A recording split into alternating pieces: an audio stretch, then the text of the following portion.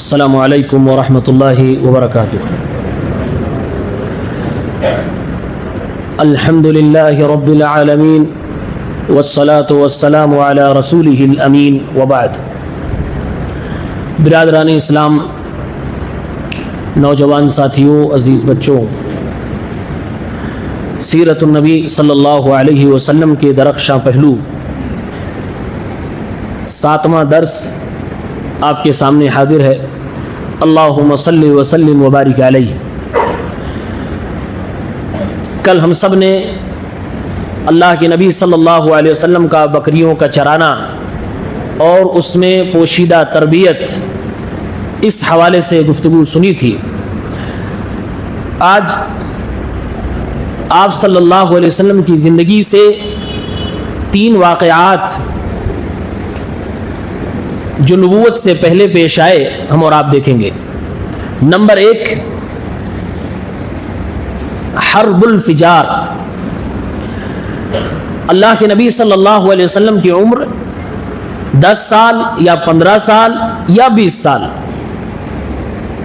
علامہ صفی الرحمن مبارک پوری رحمہ اللہ کے مطابق جب 15 سال کی آپ کی عمر تھی تو یہ جنگ پیش آئی، اور یہ جنگ کسی بہت معمولی شے پر تھی، لیکن اس جنگ میں طرفین کے لوگوں نے محرم مہینے کو بھی تار تار کیا اور مکہ جیسی مقدس جگہ کا بھی خیال نہیں کیا۔ اس لیے اس جنگ کا نام حرب الفجار رکھا گیا، یعنی کہ ایسی جنگ جس میں 2 محرمات کا تقدس پامال ہو رہا ہے۔ ایک طرف بنو کنانہ اور قریش تھے، دوسری طرف قیس اور عیلان تھے۔ دونوں آپس میں لڑائیاں لڑتے رہے اور یہ لڑائی لمبی مدت تک گئی، لیکن قریش کی طرف کسی آدمی کے قتل ہونے کی بات نہیں ملتی ہے، البتہ دوسری طرف قتل ہونے والوں کی تعداد ملتی ہے۔ جب لڑائی کا کوئی نتیجہ نہ نکلا تو آپس میں صلح مصالحت کی گئی اور یہ طے پایا کہ دیکھیے آپ کی طرف اور اس طرف موازنہ کیا جائے، اگر کسی طرف زیادہ لوگ مرے ہیں تو اس کی دیت ادا کر کے اور اس کو معاملہ یہی رفع دفع کر دیا جائے۔ چنانچہ دوسری سائڈ کچھ قتل زیادہ ہوئے تھے، اس کی دیت دے کے اس کا معاملہ ختم کر دیا گیا۔ اب سوال، جو اہم سوال ہے، کیا اس جنگ میں ہمارے نبی صلی اللہ علیہ وسلم شریک ہوئے تھے؟ اس سلسلے میں مورخین کا، سیرت نگاروں کا اختلاف ہے۔ سیرت نگار علامہ ابن اسحاق کہتے ہیں کہ ہاں، اللہ کے نبی صلی اللہ علیہ وسلم اس جنگ کے اندر نہیں شریک ہوئے تھے، اور دلیل دیتے ہیں کہ اس حوالے سے جو حدیث ہے وہ حدیث ضعیف ہے۔ کیوں نہیں شریک ہوئے؟ جنگ ہو رہی تھی، آپ کے خاندان و قبیلے کے لوگ، آپ کے چچا وغیرہ لڑ رہے تھے، آپ کیوں نہیں شریک ہوئے؟ علامہ سہیلی نے اس کی علت بیان کرتے ہوئے کہا چونکہ ابھی اسلام آیا نہیں تھا، اور اللہ تعالیٰ نے مسلمانوں کو، ایمان والوں کو اگر جنگ کی اجازت دی بھی ہے تو صرف ایک ہی مقصد ہے، اللہ کے کلموں کو بلند کرنا، اور اس جنگ میں اللہ کے کلمے کے بلند کرنے والی کوئی بات تھی ہی نہیں، اسی لیے ہمارے نبی صلی اللہ علیہ وسلم کو نبوت سے پہلے بھی اللہ تعالیٰ نے اس جنگ میں شریک نہیں ہونے دیا۔ ایک دوسرا موقف ہے جو علامہ ابن ہشام وغیرہ کا ہے کہ اس جنگ میں اللہ کے نبی شریک ہوئے تھے، اور اس کی دلیل ایک حدیث پاک ہے جس میں یہ ہے کہ آپ صلی اللہ علیہ وسلم کہہ رہے ہیں کہ میں حرب الفجار میں اپنے چچاؤں کے ساتھ شریک ہوا تھا، ادھر سے جو تیر آتی تھی، تیر اکٹھی کر کے میں اپنے چچا حضرات کو پکڑایا کرتا تھا کہ تم بھی تیر چلاؤ، یعنی کہ میں اپنے چچاؤں کی مدد کر رہا تھا اس جنگ کے اندر۔ تو اس سے صاف ظاہر ہو رہا ہے کہ شریک ہوئے تھے۔ اب یہ اختلاف ہے، یعنی اس حدیث کے اوپر ڈیپینڈ کرتا ہے کہ اللہ کے نبی شریک ہوئے کہ نہیں ہوئے۔ اس لیے دکتور اکرم ضیاء عمری اپنی کتاب السیرۃ النبویہ فی ضوء المصادر الاصلیہ، اس کے اندر کہتے ہیں اگر یہ حدیث صحیح ہے تو اس سے بھی یہ معلوم ہوتا ہے کہ ہمارے نبی صلی اللہ علیہ وسلم ڈائریکٹلی اس میں شریک نہیں ہوئے، بطور ہیلپر اور مدد کے غرض سے اپنے چچاؤں کے ساتھ شریک تھے، اس میں کوئی بڑی بات نہیں۔ اور کہا اگر شریک مان رہے ہیں تو اس کی حکمت یہ ہو سکتی ہے کہ وہ جو دوسرا طرف کے لوگ تھے وہ لوگ ظلم کر رہے تھے، وہ لوگ زیادتی کر رہے تھے، اور وہ لوگ غلط تھے، اور اللہ کے نبی کے خانوادے کے لوگ جو تھے وہ حق پہ تھے، چنانچہ اللہ کے نبی صلی اللہ علیہ وسلم حق والوں کے ساتھ رہ کر ظالموں کے خلاف لڑ رہے تھے، اس میں کوئی حرج کی بات نہیں تھی۔ اور اسلام اس طرح کی چیزوں کو پسند بھی کرتا ہے کہ حق والوں کو حق دلایا جائے، ظالموں کو روکا جائے۔ تو بہرحال یہ ایک واقعہ پیش آیا جس کو حرب الفجار کہا جاتا ہے۔ اب اس کے بعد مکے میں ایک ایسا عجیب و غریب واقعہ ہوا، ایک آدمی زبیدی مکے میں تجارت کرنے کے لیے آیا. اس کے پاس مال تھا, مایا بزنس کے لیے لوگوں کو سامان بیچ رہا تھا. مکے کے سرداروں میں سے آس ابن وائل نامی ایک سردار نے اس سے سامان خرید لیا. اب پیمنٹ کی جب باری آئی تو کہا بعد میں دیں گے, ابھی تم کرو اپنا کاروبار, بعد میں دے دیں گے. اب یہ دوبارہ جب تقاضا کرنے کو جا رہا تو سامنے والا منع کر رہا ہے, نہیں دے رہا پیمنٹ. اس کے پاس اور کچھ دو تھوڑا بہت مال تھا, وہ سب کچھ چھین لیا. مکے میں آیا ہے, باہر کا تاجر ہے, مکے کا سردار ہے, خرید کے پیسے نہیں دے رہا, پیمنٹ نہیں دے رہا, اوپر سے چھین بھی لیا. اب اس زبیدی شخص نے وہاں دیکھا کہ ہمارے خاندان اور قبیلے کے لوگوں کے دوست حضرات کون سے ہیں, تو بنو مخزوم ہے, سہم ہے, الگ الگ قبیلوں کو بلاتا ہے. کہتا آپ کا ہمارے خاندان سے دوستی ہے, تحالف ہے, لہٰذا میرے اوپر مکے کی سرزمین میں فلاں سردار نے ظلم کیا ہے, چلیے میرا حق دلا دیجیے. اس زمانے میں مکے کے سرداروں کا رعب و دبدبہ تھا, کسی کی ہمت نہیں ہوئی کہ آئے اور ایک مظلوم کے ساتھ کھڑا ہو کے حق دلا دے. سب نے کہا جاؤ جاؤ یہاں سے ہٹو, ہم تمہارا ساتھ نہیں دے سکتے, منع کر دیا مدد کرنے سے. اب یہ آدمی تنے تنہا اکیلا جب مایوس ہو گیا کہ مکے میں اس کی کوئی مدد کرنے والا نہیں. مکے میں کئی پہاڑ ہیں, جبل ابو قبیس, خانہ کعبہ کے بالکل دامن میں یہ پہاڑ تھا. اسی پہاڑ پہ چل گیا اور عربی اشعار میں اپنی مظلومیت کی داستان مکہ والوں کو سنانے لگا. کہنے لگا اے مکہ والوں, اے بنو کنانہ کے نسل والوں, اے قصی کے خاندان والوں, اے ہاشمی لوگوں, اے عبد المطلب کے نسل والوں, آپ کے رہتے ہوئے, آپ جیسے شریف لوگوں کے رہتے ہوئے آپ کی سرزمین میں مکہ المکرمہ میں ایک عام آدمی کے ساتھ ایسا ظلم کر دیا گیا. ایک تاجر کو لوٹ لیا گیا, ایک تاجر کا مال لے کر اس کو پیمنٹ نہیں کیا جا رہا ہے کوئی میری مدد کرنے والا, کیا تم لوگ میرا ساتھ دو گے, مجھے میرا حق دلاؤ گے؟ جب پہاڑ سے کسی نے آواز لگا دی, پھر مکے میں سردار کہہ کے خطاب کر دیا, ان کی شرافت کو بیان کر دیا. اللہ کے نبی کے چچاؤں میں سے حضرت زبیر ابن عبد المطلب یہ فوراً کھڑے ہوئے اور دیکھا کون ہے پہاڑ پہ چلا رہا ہے, آواز لگا رہا ہے. دیکھا یہ آدمی اجنبی ہے, آواز سنی, اس کی بات سنی, بات چیت کیا, کیا مسئلہ ہے. اس نے بتایا کہ اس میں سے آس ابن وائل نے ہمارے مال کو لوٹ لیا ہے اور مجھے پیمنٹ نہیں کر رہا ہے, میں مظلوم انسان ہوں, یہ ظالم ہے, مجھے حق دلایا جائے. زبیر صاحب اللہ کے نبی کے چچا پورے قریش کے خاندان کو, عبد المطلب کی ساری اولاد کو اکٹھا کرتے ہیں, اور وہیں خانہ کعبہ کے آس پاس ایک گھر تھا, آج جہاں پر تقریباً صفا پہاڑی ہے, وہیں آس پاس میں عبداللہ ابن جدعان ایک شریف اور عزت دار آدمی تھا, بوڑھا تھا, اس کا گھر تھا. زبیر صاحب نے آواز لگائی, اے مکہ کے تمام بڑے بڑے سرداروں, ہمارے رہتے ہوئے مکہ کی سرزمین پر ایک تاجر کے ساتھ ظلم ہو رہا ہے, ہم اس کو برداشت نہیں کریں گے, ابھی فوراً میٹنگ بلائی جائے اور اس مظلوم کا حق دلایا جائے. تمام بڑے بڑے سرداروں کو اکٹھا کیا, اس میں بنو ہاشم, بنو عبد المطلب, بنو اسد, بنو زہرہ, بنو تمیم, اس طرح سے 9 خاندان کے سرداروں کو اکٹھا کیا اور گھر میں بیٹھے معاملہ طے کیا گیا کہ آج سے ہم اور آپ سارے قبیلے کے لوگ, مکے کے لوگ یہ طے کرتے ہیں کہ آج سے ہم مظلوموں کی مدد کریں گے اور ظالموں کو کیفر کردار تک پہنچانے کا کام کریں گے. آج سے ہماری بستی میں اگر کوئی کسی کا کچھ چھینے گا تو ہم چھین کے واپس مظلوم کو دلائیں گے. یہ طے ہو گیا, سب نے عہد و پیمان کر لیا. اسی میں ہمارے رسول صلی اللہ علیہ وسلم بھی شریک تھے, اس میٹنگ میں ہمارے نبی صلی اللہ علیہ وسلم بھی شریک تھے. میٹنگ ہو گئی, فیصلہ ہو گیا, مہر لگ گئی. اب وہاں سے سارے سردار نکلے, آس ابن وائل کے دروازے پہ پہنچے, دروازہ کھٹکھٹایا, کون؟ کہا مکہ کے سرداران آئے ہیں, آلے عبد المطلب آئے ہیں, بنو ہاشم کے خانوادے آئے ہیں. کہا کیا ہوا؟ کہا تم نے کسی مظلوم تاجر پر ظلم ڈھایا ہے. باروب انداز میں جب اس پوری ٹیم نے رکھی آواز, کہا عزت سے تم اس کا مال واپس کرو اور پیمنٹ واپس کرو. آس بن وائل سے چھین کر اس مظلوم تاجر کا حق دلایا گیا. اللہ کے نبی صلی اللہ علیہ وسلم کو یہی والی میٹنگ اتنی پسند تھی کہ آپ جب نبی بن گئے تو نبی بننے کے بعد بھی اب تمنا کرتے تھے کاش کوئی غیر مسلم مجھ سے اس طرح کی میٹنگ میں آنے کی دعوت دیتا, مجھے انوائٹ کرتا, میں ضرور آتا. آپ نے فرمایا, آپ صلی اللہ علیہ وسلم نے حدیث روایت کی ہے, فرماتے ہیں شہدت غلاما مع عمومتی حلف المطیبین, حلف الفضول میں اپنے چچاؤں کے ساتھ شریک ہوا, حاضر ہوا. فما احب ان لی حمر النعم وانی انکث, مجھے وہ سرخ اونٹ بھی پسند نہیں ہے کہ کوئی مجھے سرخ اونٹ دے اور کہے محمد اس طرح کی میٹنگوں میں نہ جاؤ اور میں نہ جاؤں. میں سرخ اونٹ ٹھکرا دوں گا، لیکن اس طرح کی میٹنگوں میں جاؤں گا جہاں مظلوموں کی آواز اٹھائی جاتی ہو، مظلوموں کو حق دلایا جاتا ہو۔ مسند احمد 1676 نمبر پہ روایت ہے۔ اس حدیث سے معلوم ہوا کہ اللہ کے نبی صلی اللہ علیہ وسلم شریک ہوئے تھے اس میں۔ اور ایک دوسری بیہقی کی روایت میں جسے علامہ البانی نے صحیح کہا، وضاحت سے آپ نے فرمایا لقد شہدت فی دار عبداللہ ابن جدعان حلفا، میں عبداللہ ابن جدعان کے گھر میں ایک میٹنگ میں شریک ہوا جس میں وعدہ لیا گیا کہ مظلوموں کی مدد کی جائے گی۔ لو ادعا به فی الاسلام لاجبت، اب میں اسلام کا پیغمبر بن گیا ہوں، اب میں محمد الرسول اللہ بن گیا ہوں، آج اگر مجھے کوئی اس کے لیے انوائٹ کرے تو میں ضرور اس انویٹیشن پہ جاؤں گا اور لبیک کہوں گا، اس طرح کی میٹنگ میں شریک ہوں گا۔ آپ نے تمنا ظاہر کی، اس سے پتہ چلا کہ آپ اس میں شریک تھے۔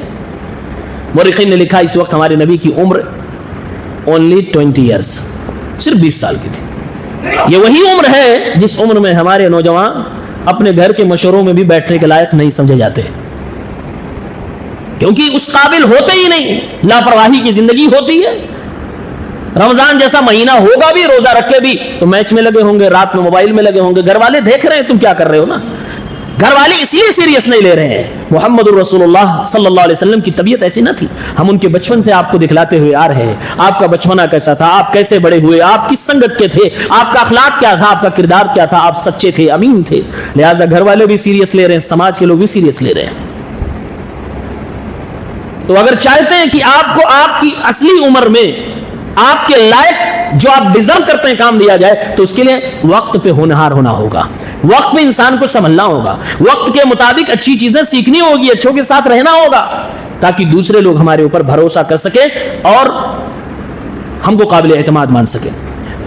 اس واقعے میں یہ حلف الفضول اللہ کے نبی شریک ہوئے، کیا حکمت ہو سکتی ہے، کیوں شریک ہوئے؟ اللہ تبارک و تعالیٰ نے 20 سال کی عمر میں محمد ابن عبداللہ کو 60 سال 50 سال بوڑھوں کے ساتھ بٹھا دیا، ایک میٹنگ کا حصہ بنا دیا جس کی آپ تمنا نبی بننے کے بعد کر رہے ہیں، کیا حکمت ہو سکتی ہے؟ علماء کرام نے گہرائی سے مطالعہ کیا اور کچھ حکمت تراش کھلائے۔ علماء کرام بیان کرتے ہیں کہ اللہ کے نبی صلی اللہ علیہ وسلم کی اس واقعے میں یہ حکمت بیان کی جا رہی ہے کہ یہ محمد ابن عبداللہ محمد الرسول اللہ جب بنیں گے تو ان کی بھی دعوت کا یہی تو پیغام ہوگا کہ مظلوموں کو حق دیا جائے۔ یہ اپنی اسی دعوت کو عقیدے کے ساتھ جوڑ کر، دین کے ساتھ جوڑ کر دنیا والوں کو پیش کریں گے۔ آج بغیر دین کے لوگ اپنی فطرت کے مطابق اس کی طرف آگے بڑھ رہے ہیں، تو اس فطرت کے مطابق انصاف والے فیصلے میں محمد رسول اللہ کو شامل کرو، تاکہ کل کو جب اسے دین کے ساتھ جوڑ کر پیش کریں تو ان کی دعوت قبول کر لی جائے۔ یہ مکے کے لوگوں نے جو کیا، زبیر ابن عبد المطلب اور آپ کے چچاؤں نے کیا، یہ کسی دین کی بنیاد پر نہیں تھا، یہ کوئی عقیدے کی بنیاد پر نہیں تھا کہ ایسا کرو تو ثواب ملے گا، ایسا کچھ نہیں تھا۔ اسلام اسی چیز کو عقیدے سے جوڑ کر کہتا ہے کہ مظلوموں کی مدد کرو، عقیدے سے جوڑتا ہے۔ اسی لیے ہم کہتے ہیں وہ لوگ جو ایتھیسٹ ہیں، وہ لوگ جو کسی دین دھرم کو نہیں مانتے، وہ چیریٹی کرتے ہیں، ان کا مقصد ہو سکتا ہے گڑبڑ ہو، نیت ان کی خراب ہو، لیکن ایک مسلمان جب چیریٹی کرے گا، کسی مخلوق کی مدد کرے گا، کسی مظلوم کی مدد کرے گا، تو اسے دین سمجھ کر کرتا ہے۔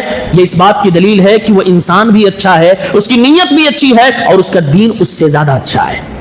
جو اس کو ابھار رہا ہے کہ تم اس طرح کے کاموں کو کرو، تمہیں بدلہ اللہ تبارک و تعالیٰ دے گا۔ ایک آدمی جو بدلے کی امید رکھتا ہی نہیں ہے، ایسے ہی کر رہا ہے، اس میں وہ خلوص نہیں ہوگا جو یہ سوچ کے کر رہا کہ آج میں اس کی مدد کر رہا ہوں، کل اللہ تعالیٰ میری مدد کرے گا۔ واللہ فی عون العبد ما کان العبد فی عون اخیہ، اللہ تعالیٰ اپنے بندے کی مدد میں ہوتا ہے جب بندہ اپنے بھائی کی مدد میں ہوتا ہے۔ زمین پہ ہم مدد کرتے ہیں، امید کرتے ہیں کہ اللہ تعالیٰ عرش قیامت والے دن اللہ تبارک و تعالیٰ اپنے عرش کے سائے میں رکھے گا، رب العالمین ہماری مدد فرمائے گا۔ اس عقیدے کے ساتھ جب کرتے ہیں تو بات ہی الگ ہے، مزہ ہی الگ ہے، احساس ہی الگ ہے، خوشی ہی الگ ہوتی ہے۔ آپ ذرا دیکھیے چیریٹی کرنے والے بہت سارے لوگ ہیں، فرق ہے لوگوں کی نیتوں میں، اور لوگ کیا محسوس کر رہے ہیں اس سے بھی فرق پڑتا ہے۔ ایک بات اور سوچنے کی ہے، یہ اس زمانے میں ہو رہا ہے جس زمانے میں عصبیت کوٹ کوٹ کے بھری تھی۔ عصبیت سمجھ رہے ہیں؟ عصبیت اس قدر بھری تھی کہ میرے خاندان کے لوگ اگر کہیں لڑ رہے ہیں، کہیں کھڑے ہیں، تو چاہے صحیح ہو یا غلط ہم ساتھ انہی کا دیں گے، اس کو عصبیت کہتے ہیں۔ عصبیت اس قدر تھی کہ عربی اپنا بولتے تو باقی ساری دنیا کو عجم کہنے لگے کہ گونگے سب لوگ.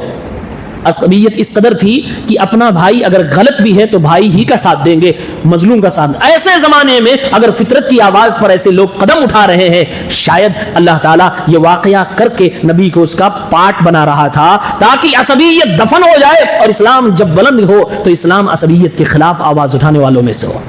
ایک طرح سے حق کا ساتھ دینا چاہیے, خاندان, برادری, شہر اور اپنے لوگوں کو دیکھ کے ساتھ دینے والا مزاج ختم کرنا چاہیے. یہ بھی اس کے اندر حکمت تھی. ایک حکمت یہ بھی ہو سکتی ہے, اللہ کے نبی نے نبی بننے کے بعد اس پورے واقعے کو سراہا اور تعریف کی اور آپ نے چاہت ظاہر کی کہ آج اگر موقع ملے تو میں اس میں پھر سے شریک ہوں گا. کیوں, کیا وجہ ہے؟ اس لیے کہ اللہ کے نبی صلی اللہ علیہ وسلم اس کے پورے دفعات, پورے آرٹیکلز کو جانتے تھے کہ اس میں کیا کیا قانون پاس ہوا ہے, کیونکہ اس کے اندر جو قانون پاس ہوا وہی تو اسلام کا قانون ہے. مظلوموں کی مدد کرو. اللہ کے نبی کی ایک حدیث صحیح بخاری و مسلم میں موجود ہے. ایک صحابی کو نصیحت کرتے ہوئے ایک صحابی نے کہا, جس کو بعد میں اللہ کے نبی نے ویریفائی کیا اور کہا صدقہ, صحیح کہا اس نے. کہا میرے بھائی, ان لربک علیک حقا, اللہ تعالیٰ کا حق تیرے اوپر, اللہ کا حق ادا کرو. وَإِنَّ لِزَوْجِكَ عَلَيْكَ حَقًّا, تیری بیوی بچوں کا بھی حق تیرے اوپر, اپنی بیوی بچوں کا بھی حق ادا کر. وَإِنَّ لِنَفْسِكَ عَلَيْكَ حَقًّا, اور خود کا تیرے اوپر تیرا حق ہے, تیرے بدن پر تیرا حق ہے, تو اپنے آپ کو نیند بھی دیا کر, آرام بھی دیا کر, اس کا بھی حق ادا کیا کر. اللہ تعالیٰ نے یہ 3 طرح کے حقوق انسان کو عطا فرمائے. اللہ کے حقوق ادا کیے جائیں, بندوں کے حقوق ادا کیے جائیں, خود اپنے آپ کے حقوق ادا کیے جائیں. فرمایا فَآتِي كُلَّ ذِي حَقٍّ حَقًّا, تو ہر حق والے کو اس کا حق دو. اسی کو اسلام کہتے ہیں. اسلام کو اگر ایک پیراگراف یا ایک سینٹنس میں ڈیفائن کرنا ہو, اس حدیث کی روشنی میں آپ کر سکتے ہو, جس کا جو حق بنتا ہے اس کو دے دینا, دیٹ از کالڈ اسلام. یہی اسلام ہے, یہی اسلام کی تعلیمات ہے. آپ دھڑلے, اس میں عقیدہ, توحید, معاملات, ہر چیز انکلوڈ ہے. کوئی چیز اسلام سے, اس جملے سے باہر کوئی چیز نہیں ہے. تو اللہ کے نبی نے اس لیے اس کی تائید فرمائی کیونکہ اس کے اندر اسلام کی روح موجود تھی. اور جیسے کہ میں نے بتایا, اس میٹنگ کی شروعات آواز کس نے اٹھائی؟ نبی کے سگے چچا زبیر ابن عبد المطلب نے. زبیر ابن عبد المطلب نے جو آواز اٹھائی, ان کے سافٹنس اور ان کے دل کی نرمی کی دلیل ہے.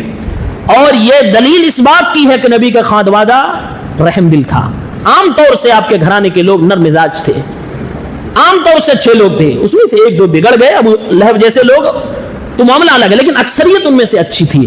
اور آپ کے خاندان کی فضیلت زبیر ابن عبد المطلب کے اس کارنامے سے جو بنتی ہے, آپ کے خاندان کی شرافت کی دلیل کے لیے اتنا ہی کافی ہے کہ آپ کا تعلق اسی خاندان بنو ہاشم سے تھا.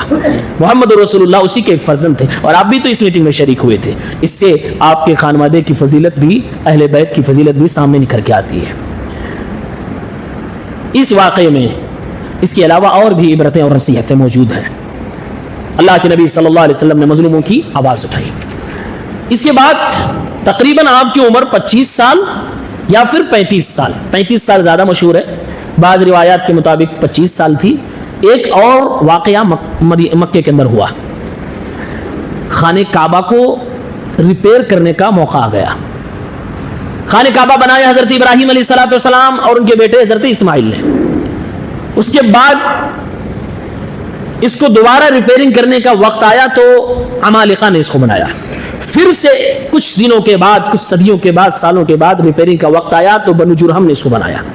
پھر تیسری بار سیلاب آیا, سیلاب کی وجہ سے اس کی عمارتیں ڈھہنے کو تھیں, گرنے ہی والی تھیں, قریب ایسا لگتا تھا گر جائیں گی. تو قریش کے لوگوں نے اس کو بنانے کے لیے ٹھان لیا. لیکن قریش, ابھی اسلام نہیں آیا ہے, ابھی یہ خانہ کعبہ کے متولی ذمہ داران کون ہیں؟ نبی کے گھر والے ہیں, ابھی اسلام نہیں آیا ہے. لیکن میٹنگ کرتے ہیں, فیصلہ کرتے ہیں, دیکھو خانہ کعبہ بنایا جائے گا, یہ اللہ کا گھر ہے, اللہ کا گھر ہے, پاکیزہ گھر ہے, ہمارے دادا ابراہیم نے اس کو بنایا تھا, ہم اس کو بنائیں گے. اس کے اندر 3 طرح کا مال نہیں لگائیں گے, کسی زناکار عورت کا ڈونیشن نہیں لیں گے, جس نے اپنے جسم کا دھندا کر کے پیسہ کمایا ہو اس کا ڈونیشن نہیں لیں گے, جس نے سود کے ذریعے سے پیسہ کمایا ہو اس کا بھی ڈونیشن نہیں لیں گے, جس نے کسی کو لوٹا ہو, چوری کی ہو, ظلم کر کے کمایا ہو اس کا بھی مال نہیں لیں گے. اب اس کے علاوہ جو پیور ہمارے پاس اماؤنٹ ہوگا اس سے ہم خانہ کعبہ بنائیں گے. یہ پاس ہو گیا، خانہ کعبہ بننے لگا۔ اس کی بھی ایک روایت مسند احمد 15504 میں ہے، جس کو امام البانی نے حسن کہا، شیخ احمد شاکر نے اس کی سند کو صحیح کہا ہے۔ سعید ابن ابی سعید ایک شخص جو خانہ کعبہ بنانے کے وقت اس وقت وہاں تھا، اس نے بھی کام کیا تھا، وہ روایت کرتے ہیں بعد میں وہ مسلمان ہو گئے، اللہ کے نبی کے ساتھ رہنے لگے۔ وہ کہتے ہیں کہ جب خانہ کعبہ بننے لگا، اس کی عمارت بلند ہونے لگی، مکہ کے لوگ اس میں ہاتھ لے کر پتھر اٹھا کر سب بنانے لگے۔ بناتے بناتے جب اس حجر اسود کی باری آئی، حجر اسود یہ پتھر ہے لیکن بابرکت پتھر ہے، لیکن یہ جنتی پتھر ہے، اس کے تعلق سے منقول ہے کہ یہ جبرائیل علیہ الصلوۃ والسلام لے کر آئے تھے، اس لیے مکہ کے لوگ بھی اس کا احترام کرتے تھے اور اپنی شرافت سمجھتے تھے کہ ہمیں موقع مل جائے خانہ کعبہ کو اٹھا کر ہم اس کی جگہ پہ رکھتے ہیں۔ صاحب ابن ابی صاحب فرماتے ہیں کہ جب حجر اسود کو رکھنے کی باری آئی، اب وہی مکہ کے الگ الگ قبیلے اور خاندان کے لوگ آپس میں لڑنے لگے، کہنے لگے ہم اس کو رکھیں گے، کوئی کہہ رہا ہم رکھیں گے، بحث بڑھتی چلی گئی، یہاں تک کہ 4 سے 5 راتیں گزر گئی، ڈیسیژن نہیں لے پا رہے رکھنے والا کون ہوگا، کس کے ہاتھوں سے حجر اسود کو اس کی جگہ پہ رکھوایا جائے۔ لوگ غصے میں آ گئے، تلواریں باہر نکالنے کی باری آ گئی، ایسا لگتا تھا حجر اسود کو رکھنے کے لیے لوگ ایک دوسرے کا خون کر جائیں گے، وہی عبداللہ ابن جدعان کا گھر خون سے لت پت ہو جائے گا، وہی میٹنگیں ہوا کرتی تھی، فیصلے وہی ہوتے تھے۔ 5 راتیں تقریباً گزر گئی، ایک بزرگ بوڑھے آدمی نے مشورہ دیا، مشورے میں ہمیشہ بوڑھوں کو رکھنا چاہیے، یہ پرانی پرمپرا ہے، انسانیت کی پرمپرا ہے، کیونکہ سالہ سال لگا کے ان کے پاس تجربے ہوتے ہیں، تجربے ان سے لینے چاہیے، تجربہ اچھا ہے، موجودہ دور آدھونک دور کے حساب سے فٹ بیٹھتا ہے ٹھیک ہے، نہیں بیٹھتا عزت و احترام کے ساتھ ان سے مشورہ لے لیا جائے۔ بزرگ نے مشورہ دیا، کہا کہ لڑنے کی کیا بات ہے، اجعلوا بینکم حکما، ایک جج بنا لیتے ہیں، ایک فیصل بنا لیتے ہیں، جو وہ فیصلہ کرے گا اسی کے حساب سے ہم حجر اسود کو اٹھا کے رکھ دیں گے۔ لوگوں نے کہا اچھا تمہاری مرضی سے حکم بنے گا، کون جج بنے گا، جج تو بنے گا کون، بنائے گا کون؟ کہا ہمارے پاس ایک ترکیب ہے، کہا یہ گلی ہے نا، یہ راستہ جو مسجد حرام کے اندر آتا، کہا صبح کل جو سب سے پہلے اس راستے سے اندر انٹر کرے گا وہی ہمارا جج ہوگا، اسی سے ہم فیصلہ کرائیں گے۔ سب لوگ اتفاق کر لیے، اللہ رب العالمین کو یہ بہترین کام محمد ابن عبداللہ سے لینا تھا اور اللہ کے نبی کی شخصیت کو ہائی لائٹ کرنی تھی۔ اللہ رب العالمین نے یہ مقدر فرما دیا، صبح اللہ کے نبی صلی اللہ علیہ وسلم اس راستے سے انٹر ہو گئے۔ لوگوں کی نظر جب اللہ کے نبی کے چہرے پہ پڑی، لوگ خوشی خوشی کہنے لگے جاءنا الامین، جاءنا الامین، اب تو امانت دار انسان آ گیا، ایک ایسا انسان آ گیا جس کی امانت کی گواہی ہم بھی دیتے، جس کے سچ بولنے کی گواہی ہم بھی دیتے، لوگوں اسی کو اپنا حکم بنا لیا جائے۔ خوشی کسی نے بھی اعتراض نہیں کیا کہ نہیں یہ آدمی ٹھیک نہیں ہے۔ کیا شخصیت، کیا تربیت تھی رسول اللہ صلی اللہ علیہ وسلم کی۔ اگر آدمی کی تربیت اچھی ہو تو بچپن میں باپ کا انتقال ہو جائے، ماؤں کا انتقال ہو جائے، فرق نہیں پڑتا ہے۔ لوگوں نے حکم بنا لیا، آپ نے فیصلہ کیا، آپ نے کہا کیا ماجرا بتلایا گیا، یہ حجر اسود رکھنے کی باری ہے۔ اللہ کے نبی صلی اللہ علیہ وسلم نے بڑی حکمت اور دانائی سے فیصلہ فرمایا اور آپ نے فرمایا اس میں کیا بڑا مسئلہ، ایک کپڑا لاؤ، ایک چادر لاؤ۔ آپ نے چادر منگوائی اور زمین پہ اس کو بچھا دیا، آپ نے حجر اسود اٹھایا، بیچوں بیچ میں ٹھیک سٹیک رکھ دیا اور آپ نے فرمایا کتنے خاندان و قبیلے کے لوگ دعوے دار ہیں، جی اس خاندان کا یہ ہے، اس خاندان کا یہ، اپنے اپنے خاندان کے سرداروں کو بلایا گیا۔ آپ نے فرمایا ایک کونا تم پکڑو، ایک کونا تم پکڑو، ایک کونا تم پکڑو، ایک کونا تم پکڑو۔ اس چادر کے کنارے کنارے بڑے بڑے سرداروں کو جو دعوے دار تھے، جو لڑ رہے تھے، 5 راتوں سے جو فیصلے نہیں کر پا رہے تھے، آپ نے چادر کے کونے پکڑوا دیے اور فرمایا اٹھاؤ چادر۔ سب لوگوں نے چادر اٹھایا، حجر اسود اٹھ گیا، فرمایا خانہ کعبہ کے ایک دیوار تک لے کے چلو جہاں اس کو رکھنا ہے، لے کر گئے، وہاں پر رکھ دیا گیا۔ اب چپ چاپ اللہ کے نبی نے حجر اسود اٹھایا اور اپنے ہاتھوں سے اس کی جگہ پہ رکھ دیا۔ سارے لوگ خوش، کتنی آسانی سے آپ نے مسئلہ حل کر دیا۔ 5 راتوں سے ہم لڑ رہے ہیں، بزرگ خاندان کے بڑے، مکہ کے شرفاء، پورے عرب میں جن کا چرچا، وہ 5 رات سے لڑ رہے ہیں۔ ایٹیٹیوڈ سامنے تھا، دوڑ تھی، بھاگ تھی، یہ میرے حصے میں آنا تھا۔ 5 رات سے لوگ لڑ رہے تھے، اللہ کے نبی نے فیصلہ کر دیا۔ اب لوگ خوش ہو گئے، اللہ کے نبی صلی اللہ علیہ وسلم نے رکھ دیا۔ اب سوال یہی، حکمت کیا تھی اس واقعے میں؟ اللہ تبارک و تعالی نے محمد الرسول اللہ صلی اللہ علیہ وسلم سے حجر اسود کو کیوں رکھوایا؟ اس جھگڑے کا فیصلہ کیوں کروایا؟ کیا وجہ ہو سکتی ہے؟ ایک حکمت یہ، اگر یہ اللہ کی طرف سے نبی پاک صلی اللہ علیہ وسلم کے دل میں بات نہ ڈالی جاتی، یہ فیصلہ کرنے کا یہ انداز اللہ ان کے دل میں نہ ڈالتا، تو مکہ کی اسی وادی میں خون کی ندیاں بہہ جاتی۔ اللہ نہیں چاہتا میرے بندے لڑے۔ محمد رسول اللہ جو دین لانا چاہتے تھے وہ دین امن و شانتی کا دین تھا، اس میں مار پیٹ کی کوئی جگہ نہیں تھی۔ یہ ایک طرح سے انڈیکیشن تھا، یہ محمد جو دین لائے گا وہ جھگڑے کروائے گا نہیں، جھگڑوں کو مٹائے گا۔ ایک حکمت یہ بھی تھی کہ اللہ کے نبی آگے چل کے دعوت کا کام کرنے والے ہیں، دعوت کا کام کرنا یعنی لوگوں کو برائیوں سے روکنا اور بھلائیوں کی دعوت دینا، یہ سب کی بس کی بات نہیں۔ اس عہدے کا وہی حقدار ہوتا ہے جو کہ ذہانت کا مالک ہو، جس کے پاس صلاحیت ہو، قابلیت ہو، ذہین ہو، ہوشیار ہو۔ بد دماغ آدمی، کمزور ذہن کا آدمی دعوت کا کام نہیں کر سکتا، آج بھی نہیں کر سکتا۔ اس زمانے میں جب بولتے ہی آن دی اسپوٹ کاؤنٹر کوشچن ہوتے تھے اور لوگ مخالفت پہ آ جاتے تھے، جوتا چپل ہاتھ جادو سب کچھ کے ساتھ، اس زمانے میں کیسے کون دعوت کا کام اگر ہوشیار عقل مند نہ ہو تو کیسے کر سکتا تھا؟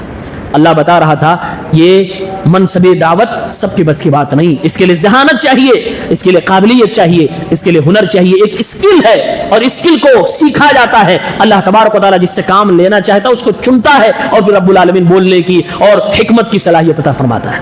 یہ میسج تھا، ایک بڑا میسج یہ تھا۔ ابھی تک یہ مکے میں پل رہے ہیں، یتیم ہیں، بڑے ہو گئے، چند دن ہی باقی تھے آپ کو نبی بنانے کے، اگر 35 سال مانے تو 5 سال صرف باقی تھے۔ اللہ تبارک و تعالیٰ آپ کو وائرل کرنا چاہتا تھا، اللہ تعالیٰ آپ کو ہائی لائٹ کرنا چاہتا تھا کہ مکے کے ایک ایک بچے، ایک ایک عورت، ایک ایک بوڑھی، ایک ایک خاندان کے گھرانے تک محمد کی بات پہنچ جائے۔ یہ کون ہے جس نے مکے والوں کے جھگڑوں کو حل کر دیا؟ وہ محمد ہے جو یتیم پیدا ہوا، وہی محمد ابن عبداللہ، وہی عبد المطلب کا پوتا۔ لوگوں کے درمیان آپ فیمس ہو جائے، اللہ تعالیٰ لوگوں کی نظروں کو آپ کی طرف موڑنا چاہتا تھا، اس لیے آپ سے اتنا بڑا کام لیا اور لوگ اس طریقے سے اللہ کے نبی کو دیکھنے لگے۔ اس واقعے سے اللہ کے نبی کو ایک ٹریننگ یہ بھی دی گئی کہ اللہ کے نبی جناب محمد عربی آگے چل کے اگر آپ کے سامنے کتنی بڑی بھی مشکل آ جائے، مشکل ایسی ہو کہ تلوار اب چلے کہ تب چلے، ایسے میں بھی آپ کو غصے میں نہیں آنا ہے، پورے ہمبلنس کے ساتھ، پورے ٹھنڈے دماغ سے سنتولن بنا کے آپ کو فیصلے لینا ہے اور حکمت بڑا فیصلہ کر کے لوگوں کو جھگڑوں سے دور کرنا ہے۔ اسی لیے ہمارے نبی نے فرمایا نماز، روزہ، زکوٰۃ سے بھی بڑا ثواب کا کام ہے کہ دو جھگڑتے ہوئے لوگوں کے درمیان صلح کروا دو۔ یہاں تک اجازت دی اگر جھوٹ بولنے کی ضرورت پڑے میاں بیوی کو صلح کرانے میں، بول سکتے ہو۔ اتنا بڑا نیکی کا کام تھا اور اللہ تبارک و تعالیٰ نے یہ کام آپ سے لیا۔ اللہ تبارک و تعالیٰ نے آپ کے اخلاق، آپ کے کردار، آپ کے صادق اور امین، ان ساری خوبیوں کو دنیا کے سامنے رکھ دیا اور ہمیں اور آپ کو بھی خبر مل گیا، ہاں نبی بننے سے پہلے محمد امین تھے، محمد ٹرسٹ کرنے کے لائق تھے۔ ورنہ آج کے لوگ جو نبی کے دشمن ہیں کہہ دیتے ہیں نہیں نہیں نہیں نہیں وہ اچانک اس نے ایسا کر دیا، ہم کہیں گے نہیں وہ سچے تھے۔ دلیل یہ بھی ہے کہ نبی بننے سے پہلے بھی سچے تھے، ایسا نہیں تھا کہ 40 کے بعد ان کی زندگی لائف بدلی ہے، اس سے پہلے بھی وہ سچے ہی تھے، امانت دار ہی تھے۔ یہ واقعہ ہمیں اور آپ کو بہت سارے اسباق دیتا ہے۔ اللہ تعالیٰ سے دعا کریں رب العالمین ہم سب کو سیرت النبی سمجھنے کی توفیق عنایت فرمائے، آمین یا رب العالمین۔ السلام علیکم۔